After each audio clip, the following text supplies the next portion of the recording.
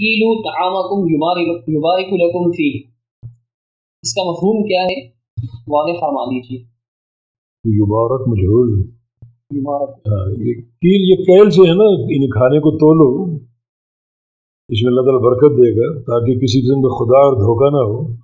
लेन then जब हो अनाज का, खाने का, गल्ले का, तो वो मिकदार जो वज़न की जो है उसके साथ हो, और ताकि किसी किस्म का इश्तिबाह ना हो और तरफ़ैन में से कोई नुकसान में ना हो, और बिल्कुल जो तोल है, माप है, वो बिल्कुल वाज़ेह और साफ़ हो। तो ये सदाक़त और ये एक अमानत जो है बायस बरकत होगी। तो कीली दुआमकुम, अपने खाने का वज़न करो, युबारक लकुम फी है, इसमें तुम्हारे लिए बरकत होगी।